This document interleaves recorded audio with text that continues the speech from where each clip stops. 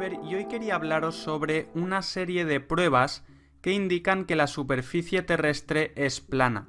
A estas alturas creo que todo el mundo ya sabe que el gobierno nos miente prácticamente en todo, y la forma y la naturaleza del mundo en el que vivimos no es ninguna excepción. En primer lugar, el horizonte siempre se ve plano incluso a más de 30 kilómetros de altura.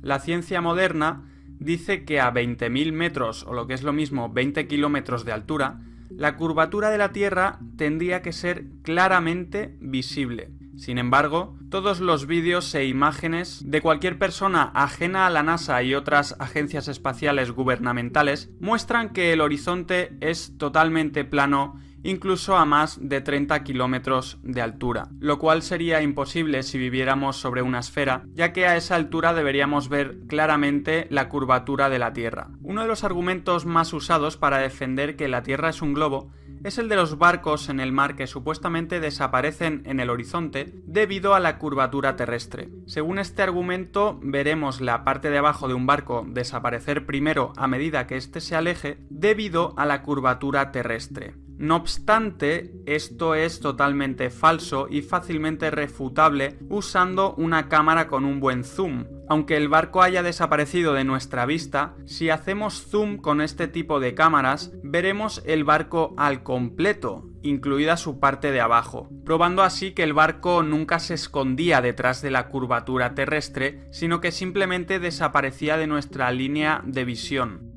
Una prueba difícil de refutar es el experimento que realizó el escritor e inventor inglés Samuel Rowbotham. Para su libro Zetetic Astronomy, Earth Not a Globe, publicado en 1865, este escritor realizó varios experimentos para determinar si había o no curvatura en la superficie terrestre. El experimento más importante fue el de Bedford Level, que consistió en un barco que recorrió una distancia de 9,7 kilómetros de línea recta en un canal artificial con el agua totalmente llana y tranquila. Se colocó a un observador con un telescopio al principio del recorrido para que observara el barco durante todo el trayecto. Si la Tierra es una esfera de 40.000 kilómetros de circunferencia, como nos dice la NASA y el gobierno, la superficie de todas las aguas debe tener cierto grado de curvatura, ya que cada trozo de agua sería un arco que forma parte del círculo terrestre.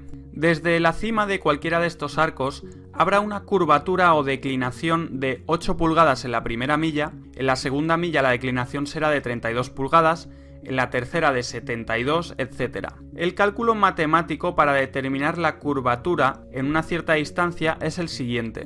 Multiplicamos 8, que son 8 pulgadas, por la distancia en millas al cuadrado, y nos saldrá el número de pulgadas de curvatura o declinación para una cierta distancia. En este experimento y usando este cálculo matemático, la parte de abajo del barco, al llegar al final de los 9,7 kilómetros, debería haber estado 7 metros por debajo de la línea de visión del observador. Es decir, 7 metros escondido detrás de la curvatura de la Tierra. Sin embargo, el observador pudo ver el barco al completo durante todo el trayecto, probando así que no hay ningún tipo de curvatura en la superficie terrestre. Por último, tenemos la prueba del río Nilo. Los ríos siempre fluyen cuesta abajo, como es obvio. Si la Tierra fuera un globo, muchos de los ríos más largos del mundo estarían fluyendo de manera imposible cuesta arriba durante cientos de kilómetros. El río Nilo tiene una longitud de 6.800 kilómetros, cubriendo así una parte sustancial de los 40.000 kilómetros de circunferencia de la Tierra. El punto intermedio del Nilo está a 3.400 kilómetros. Vamos a usar el cálculo matemático que he explicado antes para determinar la cantidad de curvatura o declinación que hay desde este punto intermedio hasta el principio o el final del río. Multiplicamos 8 por la distancia en millas al cuadrado y nos sale la cantidad de pulgadas de curvatura que hay. Vamos a convertir pulgadas a kilómetros y nos sale 888,7 kilómetros.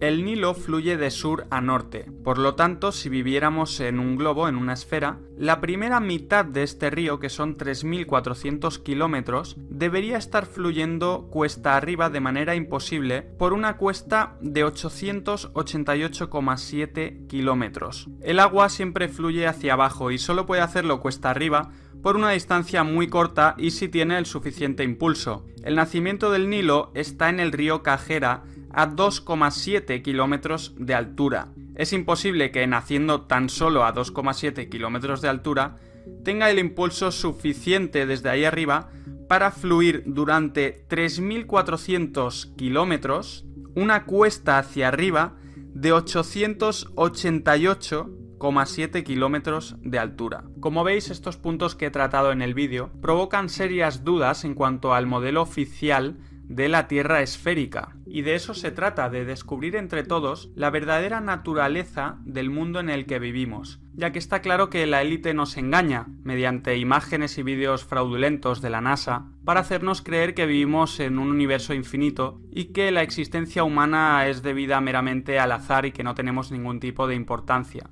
Y es por ello que seguiré haciendo vídeos sobre este tema, ya que creo que es de vital importancia que la gente conozca la realidad del mundo en el que vive.